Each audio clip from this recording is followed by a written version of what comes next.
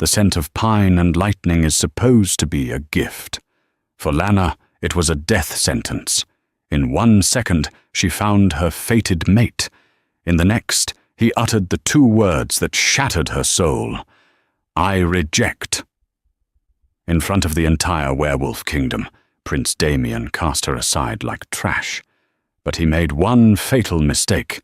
He did it in front of his father, the Alpha King.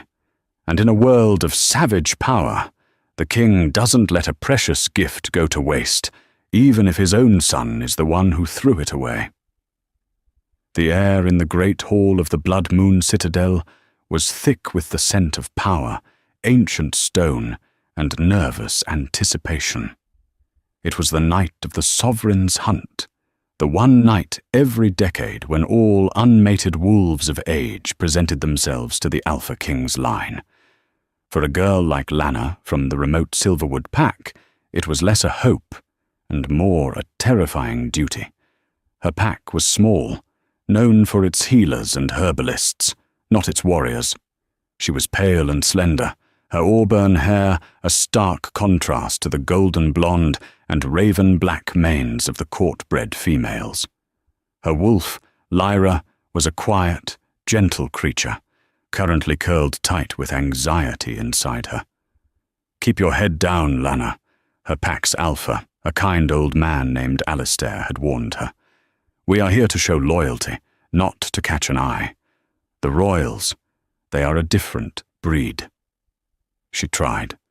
She stood in the long, shuffling line, her simple green wool dress feeling like a sackcloth next to the silks and velvets around her. The hall was a cavern of torchlight, shadows dancing on tapestries depicting great battles. At the end of the hall, on 2 massive thrones of weirwood and iron, sat the royal family. Alpha King Thorn was a man who looked carved from the mountain itself. His presence was a physical weight in the room, his dark hair threaded with silver, his steel-grey eyes missing nothing. Beside him, his son, Prince Damien. Damien was everything, the song said. Golden, impossibly handsome, with a predator's grace and an aura of crackling, arrogant power. He was the heir, the future, and he looked utterly bored by the proceedings. One by one, the wolves approached, bowed, and were dismissed. A nod from the king. A wave of the hand from the prince. Then it was Lana's turn. She kept her eyes on the floor, as instructed. She moved forward, her heart hammering. She was 10 feet away when it hit her. Pine and lightning. It was the most intoxicating, overwhelming scent she had ever experienced. It flooded her senses, bypassed her brain, and went straight to her wolf. Lyra sprang to life, howling, "Mate!" in her mind with such joy that Lana's knees buckled. She gasped, her head snapping up, her eyes, wide with shock, locked with Prince Damien's. His own eyes had flashed from Arctic blue to a blinding, possessive silver. He'd scented her, too. The fated bond, the moon goddess's most sacred gift, slammed into place between them, a tangible, golden cord of energy. Lana felt a rush of euphoria so strong it made her dizzy. Him? The prince? The goddess had chosen her? Damien stood up from his throne. The hall went silent. He walked down the steps, his silver eyes fixed on her. The scent of pine and lightning was so strong now, she could taste it. He stopped directly in front of her. He looked her up and down. His gaze was not one of joy, or passion, or even recognition. It was cold. It was calculating. He took in her simple dress, her ungloved hands, her lack of any pack sigil indicating wealth or power. He saw her slender frame, felt her aura, gentle, healing, but not powerful in the way of a warrior. He sniffed the air once. A look of profound disappointment, then pure disgust, crossed his perfect features. "No," he whispered, so low only she could hear. "Absolutely not." Lana's burgeoning hope died, frozen in her chest.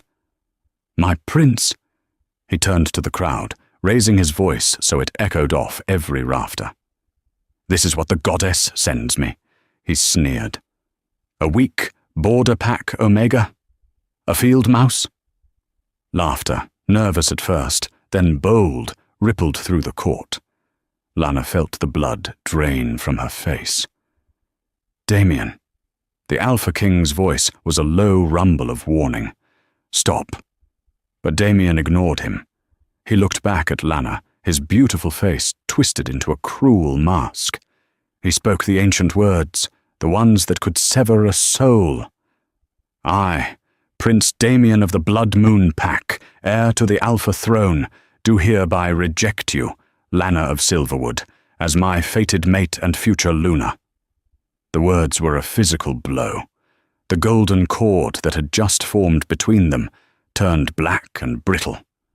Lana cried out, clutching her chest as the bond didn't just break, it shattered. The pain was agonizing, 1,000 shards of ice driving into her heart and her wolf. Lyra howled in psychic agony, a sound no one else could hear. And, Damien added, a final spiteful twist of the knife, I reject your pack. The Silverwood pack is clearly breeding weakness. They will be censured. That pain was worse than her own, her family, her home, shamed because of her. You are dismissed, the prince spat, turning his back on her as if she were a piece of filth. The shock, the agonizing snap of the bond, and the public humiliation were too much. Lana's vision tunneled. The last thing she saw before the darkness took her was Alpha King Thorn, still on his throne, his face unreadable, his steel-grey eyes burning into her as she collapsed onto the cold stone floor. Lana woke to the smell of antiseptic herbs and clean linen. Her first thought was a dull, throbbing pain. The hollow space in her chest where the bond had been was a raw, open wound. Lyra was silent, tucked into the furthest corner of her mind, whimpering. She blinked, expecting to find herself in a cot in the servants' quarters or, worse, outside the city gates. Instead, she was in a large, well-appointed room. A fire crackled in a stone hearth. She was in a soft bed, her torn wool dress gone, replaced by a simple white cotton nightgown. She is awake. The voice was firm, but not unkind. A woman in the robes of a pack healer, Matron Bryn, approached the bed. Her face was a roadmap of wrinkles, her grey hair pulled into a tight bun. Where? Lana's voice was a dry croak. The palace infirmary, West Wing, Matron Bryn said curtly, handing her a cup of water. Drink. The shock of a forced rejection is severe. You were lucky. Lucky? Lana wanted to laugh or cry. My pack. He said, the prince says many things, the matron sniffed, a flicker of disapproval in her eyes. But the king makes the law. As if summoned by her words, the heavy oak door opened. Lana's breath caught in her throat. Alpha King Thorn entered the room. He had to duck his head slightly to clear the frame. He was even more imposing up close, his black tunic and leather breeches emphasizing the sheer power in his shoulders and chest. He moved with a silent, lethal grace, and his eyes, those cold, steel-grey eyes, were fixed on her. He dismissed the matron with a flick of his wrist. Lana scrambled to sit up, her heart pounding with a new fear. He was the father of the man who had destroyed her. Lana of Silverwood, he said. His voice was not a shout, but a deep bass that vibrated in her bones. He did not approach the bed, but stood by the fire, his presence filling the room. Your Majesty, she whispered, lowering her eyes. Look at me. She flinched but obeyed. His gaze was intense, analytical. He was reading her, searching for something. My son is a fool, he stated. It wasn't an apology. It was a fact. He is arrogant, short-sighted, and he has valued politics over destiny." Lana didn't know what to say. Was this a test? "He has been courting Lady Isabella of the Valerius pack," the king continued, his tone dangerously smooth. "Her father, Lord Valerius, holds the northern territories. An alliance. Damien saw you, a border wolf, and in his tiny mind, he saw an inconvenience to his political ambition. He chose an alliance of convenience over a blessing from the goddess." He paused, turning to stare into the fire. "He has brought shame upon my house. He has insulted the goddess, and he has created a unique problem." "A problem, Your Majesty?" "You," he said, turning back to her. "A rejected mate, especially one rejected so publicly by the heir, is a target. You are a symbol of his choice. My son's allies, like Lord Valerius, will want you gone. My son's enemies will want to use you. And my son," he growled, "is humiliated. A wolf's pride is a dangerous thing. He will hate you for the power you should have had over him." Lana's blood ran cold. She wasn't just shamed, she was in danger. I will leave, Your Majesty. I will go home. My pack will hide me." "No," the king said, "you will not. My son's rejection of you was a public act. Your disappearance would be seen as an admission of your weakness, and by extension, his right to reject you. It would validate his crime." He paced the room, his hands clasped behind his back. "He has thrown away a gift. But I will not." Lana frowned, confused. "Majesty?" He stopped and looked at her, his expression unreadable. "My son has discarded you. Therefore, you are no longer his concern. You are, however, the concern of the crown. He publicly severed his tie to you, so I will publicly forge a new one." Before she could process this, he strode to the door and threw it open. Guards were stationed outside. Beyond them, in the main hall, members of the court had gathered, drawn by the king's presence. She could see Prince Damien himself, standing with the smug, beautiful Lady Isabella clinging to his arm. King Theron stepped out into the hall, his voice booming with the power of the Alpha. "Hear me! My son, Prince Damien, has committed a grave offense. He has spat in the face of the moon goddess and rejected her chosen. This act of dishonor will not stand." Damien's face paled, his arrogance faltering. "Father, she is a nobody, an omega. She is a gift you are too blind to see," Thorn roared, silencing him instantly. "You have cast her out. You have made her vulnerable. You have broken the most sacred law." He turned, his gaze falling back on Lana, who was still huddled in the bed, watching in terror and awe. "Therefore a new law takes its place. Since my son has abandoned this wolf, she is no longer bound by his paltry judgment. I, Thorn, Alpha King of the Blood Moon Pack and all territories, do hereby take her under my protection. Lana of Silverwood is, from this moment, a ward of the crown. She will reside in this palace. She will be given quarters befitting a high-ranking guest. She will answer to no one but me. Harm to her is harm to me. Insult to her is insult to the throne." The hall was utterly, profoundly silent. Lana stared, her mind reeling. Damien's face was a mask of thunderous, humiliated fury. Lady Isabella looked as if she'd been slapped. The Alpha King had not just protected Lana, he had elevated her. He had taken his son's rejected trash and publicly declared her a treasure of the crown. He hadn't claimed her as a mate, he had claimed her as his. And in doing so, he had drawn a battle line right down the center of his own family. Life in the Blood Moon Citadel became a waking nightmare, a gilded cage in the truest sense. Lana was moved from the infirmary to a suite of rooms in the royal wing, a stone's throw from the king's own. The rooms were larger than her entire family's cottage back in Silverwood, with a soft bed, a fireplace, and a balcony overlooking the central courtyard. But the luxury was a thin veneer over the hostility. The court saw her as an opportunist, a schemer who had somehow tricked the king. The whispers followed her everywhere. The king's pet Omega must have used some border magic on him. An affront to the prince. Lady Isabella, furious that her position as future Luna was now complicated, led the torment. She and her circle of high-born ladies would find ways to corner Lana. In the library, they accidentally toppled a shelf of books onto her.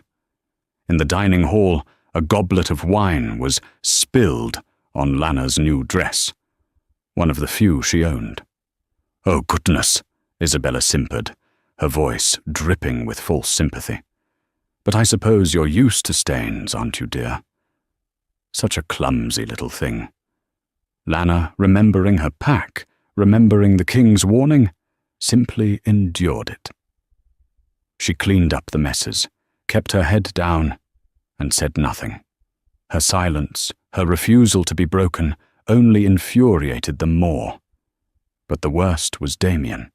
He found her in the stables, where she'd gone to find the scent of animals and hay, something that reminded her of home. She was stroking the muzzle of a gentle mare named Starlight. "You're pathetic." Lana froze. Damien was leaning against the stall, his arms crossed. The rejection had left a phantom ache, and being near him made her skin crawl. "You think this is a victory, don't you?" he sneered, advancing on her. "Hiding behind my father's skirts? You think he wants you? He's just spiting me. You're a pawn, Lana, a weak, pathetic little pawn, and when he's tired of his game, he'll discard you too." "Please," she whispered, backing against the stall. "Leave me alone."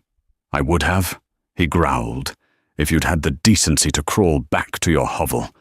But you stayed. You let him parade you around. You like this."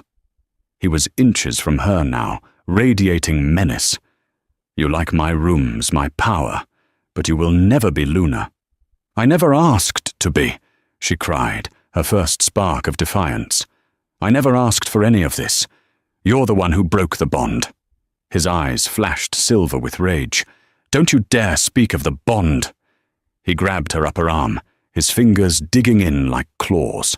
The contact was electric and agonizing. The broken bond screamed. It was a jolt of pure nausea and pain, not just for her, but for him. He recoiled, hissing, clutching his own arm as if he'd been burned. The goddess, it seemed, did not forgive. "You witch!" he spat, cradling his hand. "That is enough." The king's voice cut through the tension like a blade. Thorn stood at the entrance to the stables, his face a mask of cold fury. He hadn't raised his voice, but the power rolling off him made the horses whinny and stamp. Damien straightened, trying to regain his composure. "Father, I was just having a word with your ward." "You were threatening a guest of the crown," Thorn said, his voice dropping to a predatory calm. "You were threatening a woman under my direct protection. You will address her as Lady Lana, and you will never lay a hand on her again." "She is nothing," Damien roared, his jealousy finally overriding his fear. "She is the Omega you are using to humiliate me, all because I chose a real Luna, a powerful alliance. You chose an ambitious shrew over a divine blessing," Thorn countered, stepping into the stable. "You mistake politics for power, Damien. You always have." He walked past his son, stopping directly in front of Lana. He studied her, his gaze lingering on the red marks on her arm where Damien had grabbed her. His eyes darkened. "You will return to your duties, Prince," Thorn ordered, without looking at him. "You are confined to the training grounds for a week. Do not let me see your face." "Damn entry," his pride warring with the Alpha Command, wanted to argue. But one look at his father's face, a promise of violence he hadn't seen since childhood, made him clench his jaw. He shoved past a stable hand and stormed out. Thorn turned back to Lana. She was shaking. He hurt, she started. He hurt himself, Thorn said, his gaze softening almost imperceptibly. The bond, once broken by the rejecter, scorns him. He cannot touch you without pain. He is finding that out too late.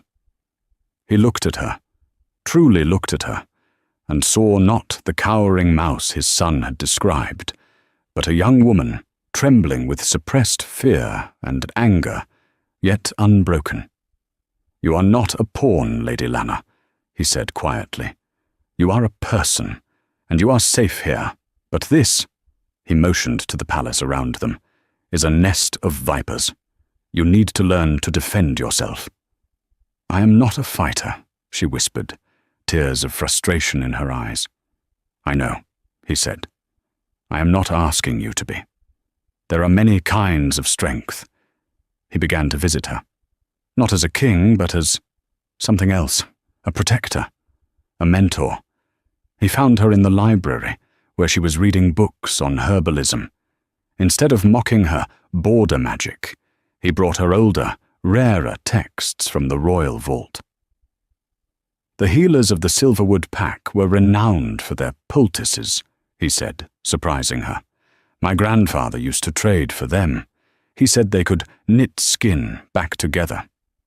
She looked up, shocked. You know of my pack's skills? I know many things my son ignores, he said. He began to talk to her. He asked about her home, her family, her healing. He tested her knowledge, and he was impressed. One afternoon, Matron Bryn was treating a young guard whose arm had been badly gashed by a training blade. The wound was festering. The silver in the training blades, Bryn muttered. It poisons the wound. He will lose the arm if this fever doesn't break. Lana, who had been quietly helping the matron, stepped forward. Please, let me try. Bryn raised an eyebrow, but the king, who had been observing, nodded. Let her. Lana closed her eyes. She reached out, her hands hovering over the hot, inflamed wound. She didn't just recall her mother's lessons. She called on Lyra, on the quiet, gentle part of her soul. She felt a cool, silvery light pool in her palms, the light of the moon itself. She channeled it, pushing it into the wound, commanding the poison to recede, the flesh to cool. The angry red of the wound faded. The young guard, who had been delirious, let out a long, shuddering breath and fell into a true, healing sleep. Matron Bryn stared, her jaw slack. Thorn, watching from the doorway, did not look surprised. He looked confirmed. You are not an Omega, Lana, he said softly, after Bryn had left. I am, she insisted. My wolf is not dominant. Your wolf may be gentle, but your spirit is not. You are a moon-touched. Lana looked at him, confused. What? An ancient bloodline, Thorn said, his eyes alight with a strange intensity. A healer who can channel the goddess's own light.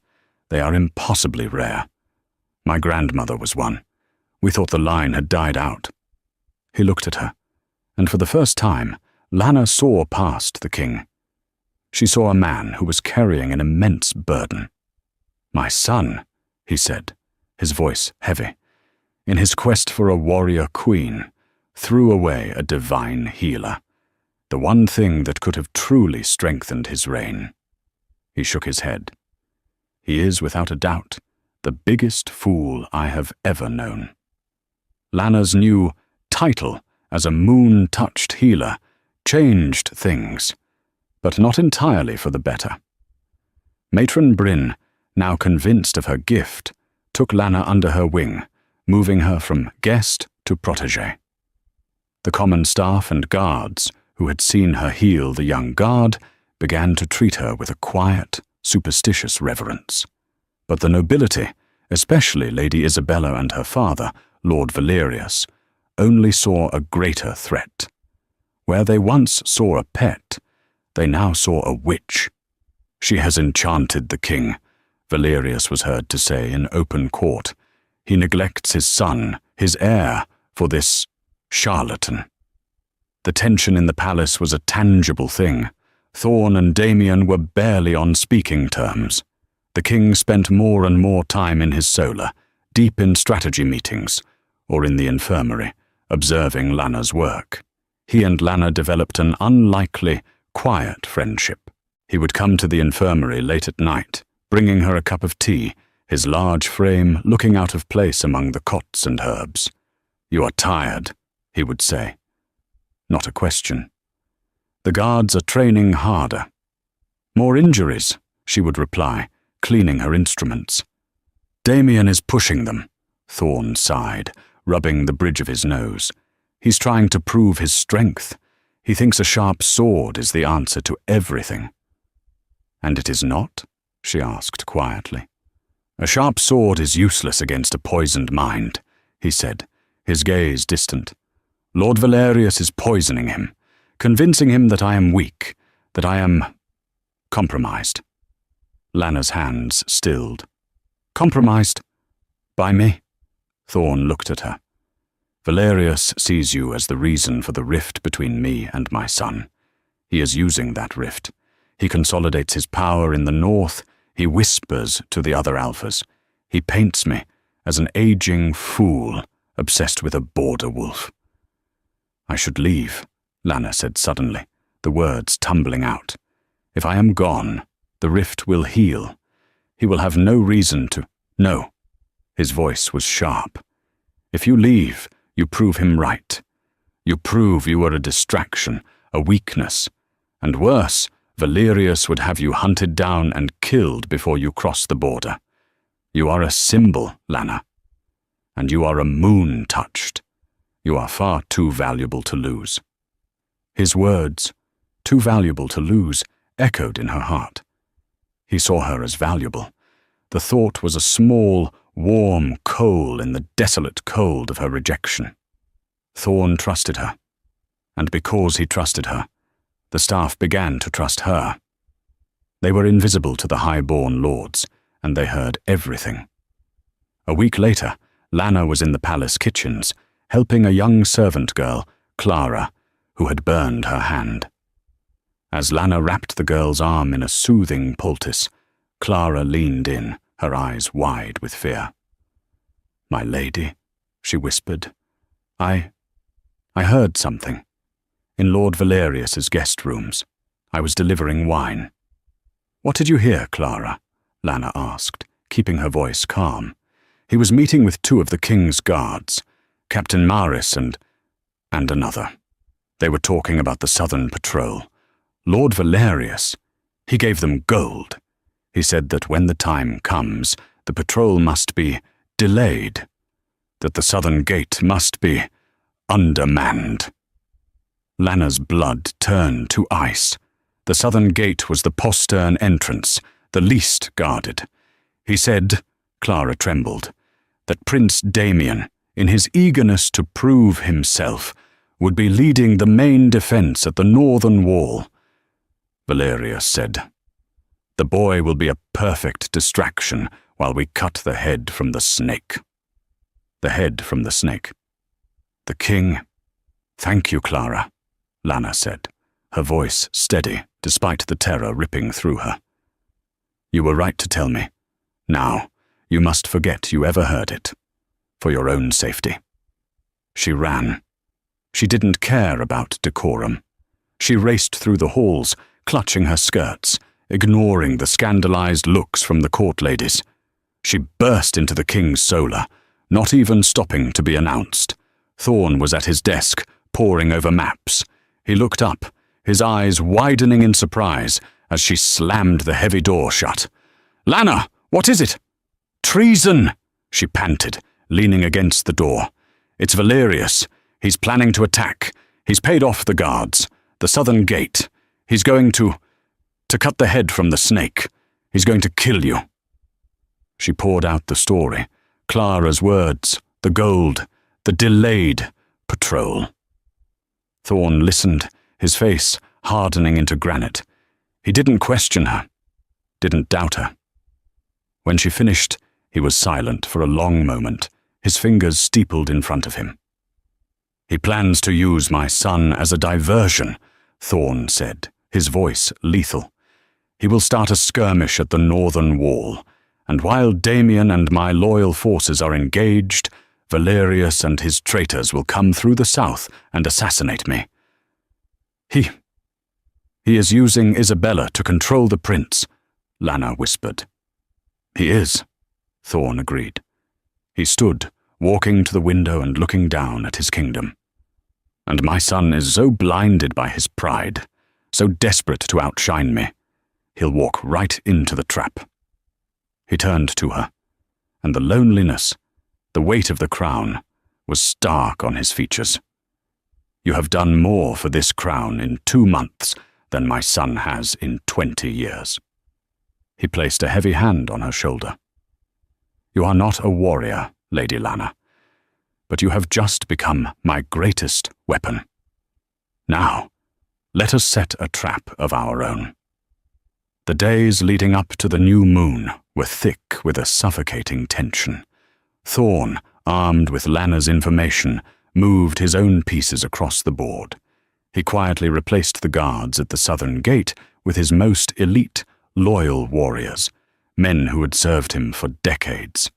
He sent coded messages to alphas on his borders, calling in old debts. Outwardly he did nothing. He allowed Damien to continue his aggressive training. He allowed Lord Valerius and Lady Isabella to believe their plan was undetected. Lana became his shadow. She was no longer just a healer. She was his confidant. She sat in his solar, late into the night, as he dictated messages. He valued her insight. "What do the servants say of Lord Valerius?" "Does Isabella seem confident?" She was a natural spy, quiet, unassuming, and she hated every second of it. But her fear of Valerius was eclipsed by her growing loyalty to Thorn. He had saved her. He had valued her. He was protecting his pack, and he was the first person in months who hadn't looked at her with pity or contempt. This new proximity did not go unnoticed. Damien, already on edge, saw his father's trust in Lana as the ultimate betrayal. The woman he had rejected was now in the king's inner circle. He finally snapped. Lana was in the royal library, researching a healing technique in one of the rare books Thorn had given her. The massive room was empty, lit only by the dying light of the sunset. So, the little mouse becomes the king's pet rat. Damien blocked the only exit. He'd been drinking. The sour smell of wine rolled off him. His golden boy looks were marred by a sullen, angry twist to his mouth. "Prince Damien," Lana said, standing slowly, closing the book. "You are not well." "I am perfectly well," he snarled. "I'm just wondering what kind of border magic you used. Did you offer him your healing in his private chambers? Is that how you've wormed your way in? Are you his whore now, too?" The insult was so vile, so base, that Lana flinched as if struck. "You are disgusting." "Am I?" He stalked toward her, his heavy footsteps echoing on the marble. "He's an old man, Lana. His time is over. I am the future, and you chose him. You chose the past over me." "I never had a choice," she cried, her voice cracking. "You rejected me. You threw me away in front of everyone. You shamed me and my family. And you should have stayed shamed," he roared, slamming his fist on the table, making the books jump. "But you didn't. You stayed here, in my home, letting him dote on you. You're trying to replace me." "You're replacing yourself," Lana shot back, her terror giving way to a sudden, white-hot anger. "You're so blinded by Isabella and her father that you can't see the truth. You're a pawn in their game." His eyes flared silver. "You will not speak of my Luna. She is not your Luna. I was. The goddess chose me, and you were too weak and too cowardly to accept it." It was the truth he could not bear. With a feral growl, he lunged, not for her arm this time, but for her throat. "I'll kill you myself, you little witch." He grabbed her. The moment his skin touched hers, the broken bond exploded. Damien screamed, a guttural sound of pure agony. The rejector's curse. It felt like his hands had been thrust into a forge. He recoiled, but Lana was trapped against the bookshelf. He was in so much pain he couldn't think. He just struck out, backhanding her across the face. The blow sent her crashing into the shelves. Books rained down. Pain erupted in her cheek, and something inside her broke. Not a spirit. A dam. She'd been pushed, bullied, shamed, and now struck. Lyra, her quiet wolf, rose up not with fangs, but with a different kind of power. The power of the moon touched. As Damien raised his hand to strike her again, Lana looked up. Her eyes were no longer hazel. They were glowing with a soft, ethereal silver light. "No," she whispered. She didn't lift a finger. She pushed, not with her hands, but with her mind. A wave of cold, calming, absolute power radiated from her. It wasn't an attack, it was a command. It was the voice of the moon goddess herself, saying, "Be still." The energy hit Damien like a physical wall. The rage, the drunkenness, the jealousy. It was all snuffed out, replaced by a suffocating, icy calm. His wolf, recognizing a power far greater than its own, whimpered and forcibly retreated. Damien gasped, his muscles locking. He fell to his knees, his eyes wide with a new, sober terror. He couldn't move. He couldn't even feel his anger. He was just empty. Lana stood over him, trembling, breathing hard, the silver light slowly fading from her eyes. She had done that. She had stopped the heir to the throne. The library doors burst open. "Lana!" King Theron stormed in, flanked by two of his personal guards. He took in the scene in an instant.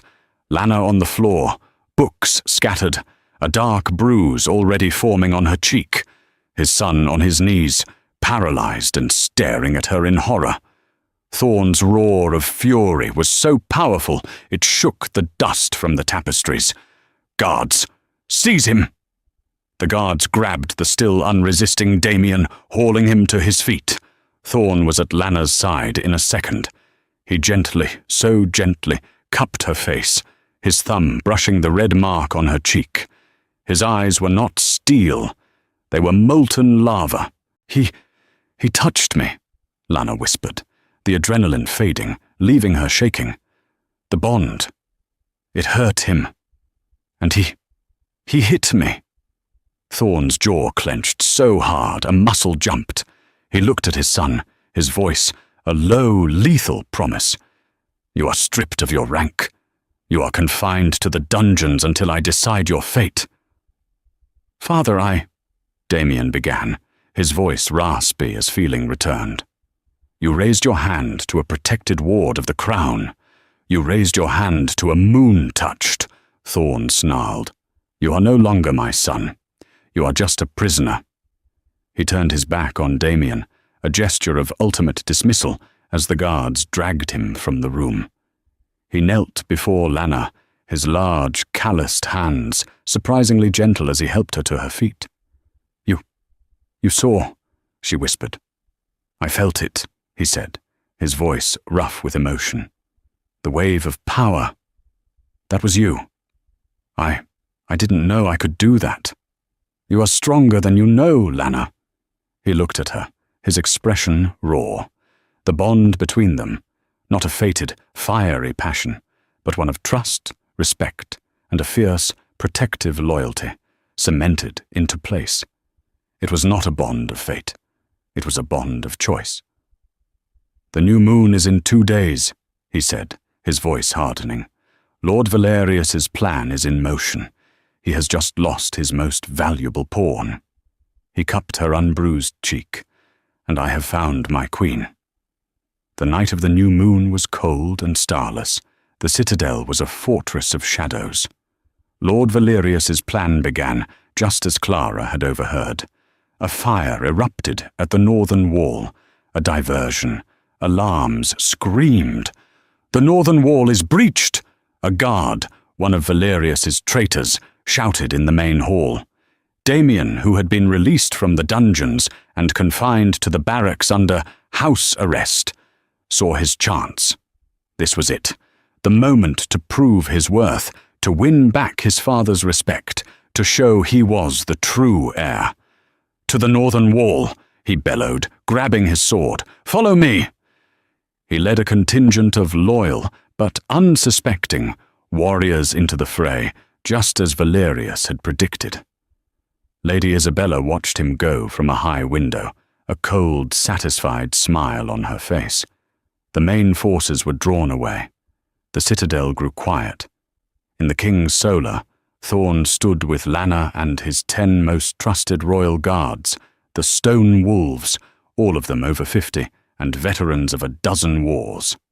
"They're in," a scout whispered from the doorway. "Southern gate, at least 30 of Valerius's men." Captain Maris led them in. "They're heading for the throne room." "He thinks I'm in the throne room," Thorn mused, strapping a final leather bracer onto his forearm. He was not in his royal robes, but in black battle leathers. He looked every inch the warrior king. "Lana," he said, turning to her, "you and Matron Bryn will barricade yourselves in the infirmary. Do not open the door for anyone but me." "No," Lana said. Thorn stopped, surprised. "This is not a debate. You are going to fight," she said, her voice shaking but firm. "They will be wounded. Matron Bryn cannot be in 2 places at once. I am a healer. I will be in the great hall, where the wounded will be brought. I will not hide." Thorn studied her, the bruise on her cheek, the resolve in her eyes. He saw not a disobedient ward, but the Luna he had just declared her to be. He gave a curt, proud nod. "As you wish, my lady. 2 stone wolves will guard you." The trap was sprung. Valerius and his 30 elite assassins burst into the throne room, expecting to find an old king at his desk. Instead, they found an empty room. The great doors slammed shut behind them. From the shadows of the gallery above, Thorn's voice echoed. "You are a poor strategist, Valerius. You should never corner a king in his own den." Archers appeared. A volley of silver-tipped arrows rained down. Half of Valerius's men fell, screaming as the silver burned them. "Ambush!" Valerius roared. "To the great hall! Find the king! Kill him!" The remaining traitors burst from the throne room, only to be met by Thorn's stone wolves. The battle spilled into the great hall, a brutal, close-quarters fight of shifter against shifter. Lana and Matron Bryn were already there, hidden behind a massive overturned oak table, supplies laid out. As the first of Thorn's men fell, they were dragged behind the barricade. "Arterial bleed!" Bryn snapped. "Lana, pressure!" Lana, her hand stained with blood, pressed down, channeling her moonlight energy, forcing the wound to clot. She worked with a frantic, focused calm, the sounds of snarling wolves and clashing steel just yards away. Thorn himself descended. He was not a man. He was a force of nature. He was older, yes, but he was the Alpha King. His wolf was a massive, scarred, black beast, and he tore through the traitors, his rage fueling him. Lord Valerius, seeing his plan in ruins, spotted his daughter, Isabella, trying to sneak out a side door. She had seen the battle turn and was abandoning her father. "Isabella!" he roared. She didn't look back. At that moment, Damien, realizing the fight at the northern wall was a farce, stormed into the great hall, his sword drawn. "Father!" He saw the carnage. He saw Valerius. He saw Isabella fleeing. "Isabella!" he cried, his voice breaking. Valerius saw his new target. If he couldn't have the throne, he would take the king's future. He lunged at the distracted Damien. Thorn saw it. "Damien, no!" Thorn threw himself in front of his son, taking the silver blade meant for Damien deep in his shoulder. The king roared in pain, staggering back. Silver! The poison was fast. Valerius raised his sword for the killing blow. "Your line ends here." "No!" Lana screamed. She did the only thing she could. She grabbed a heavy, silver water pitcher from a servant's tray and hurled it with all her strength. It struck Valerius in the back of the head. It didn't stop him, but it made him turn. His eyes, burning with hatred, found her. "The Omega Witch," he snarled. This is all your fault." He lunged at her, his bloody sword raised. Lana was frozen. This was it. She closed her eyes. A black-furred missile slammed into Valerius, sending him flying. Thorn, ignoring the silver in his shoulder, had shifted. His wolf, a beast of nightmare, tore into Valerius. The fight was brutal, primal, and short. It ended with Thorn's jaws around the traitor's throat. A silence fell over the hall, broken only by the groans of the wounded. Thorn shifted back, human, bloody, and staggering. The silver poison was already turning his veins black. He clutched his shoulder, looking at the devastation. He saw his son, Damien, kneeling on the floor, staring in abject horror at Isabella's empty doorway. He had lost everything. Then Thorn looked at Lana. She was not hiding. She was already on her knees, her hands glowing with silver light, trying to staunch the bleeding of a fallen stone wolf. He stalked across the hall, his every step an effort. He ignored his son. He ignored the healers. He walked directly to where Valerius lay dead. He dipped his fingers into the traitor's blood. Lana looked up as his shadow fell over her. He was trembling. From pain or rage, she couldn't tell. He reached out and, with his bloody fingers, drew a line across her forehead. A primal, possessive mark. His voice, amplified by his alpha power, boomed through the hall, silencing the last groans. "You see this woman?" he roared. "My son rejected her. He called her weak. He called her Omega. He was wrong." He pointed to Damien. "He chose ambition. He chose treason." He pointed to the dead Valerius. "They chose betrayal." He pointed back to Lana. She chose loyalty. She, a weak Omega, discovered the treason.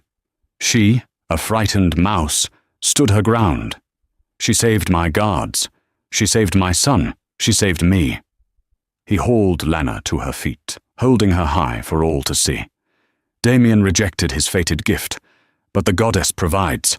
I, Thorn, Alpha King of the Blood Moon Pack, claim her. Not as ward, not as healer. I claim Lana of Silverwood as my Luna, my queen. The aftermath was swift and brutal.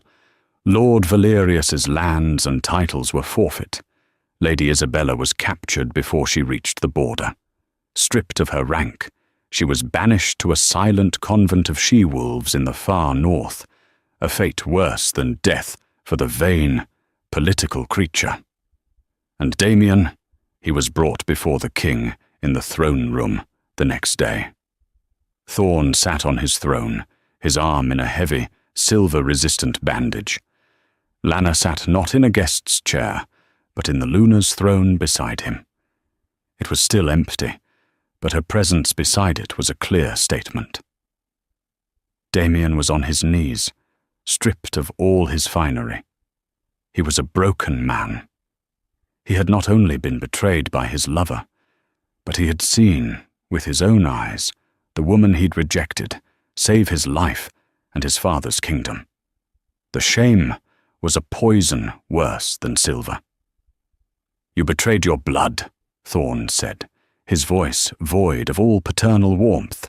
"You allied with my enemy. You were blinded by pride." "Father, I didn't know," Damien whispered. "You didn't want to know," Thorn roared.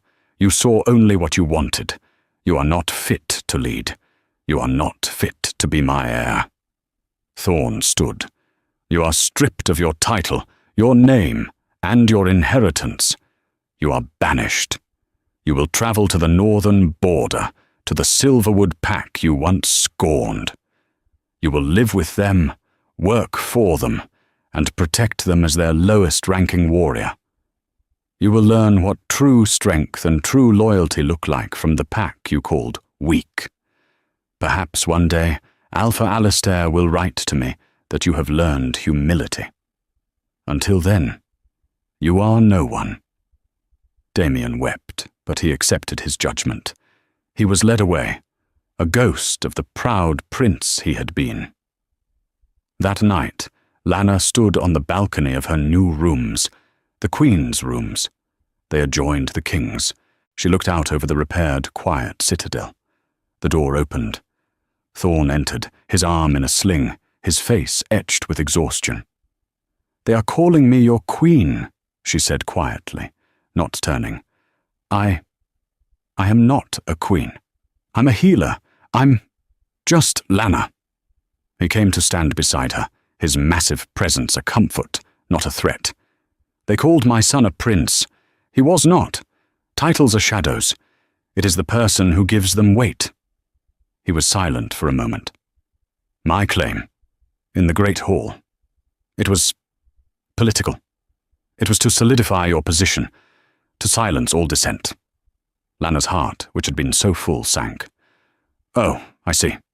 No," he said, turning her to face him. He looked down at her, his steel-grey eyes searching her face.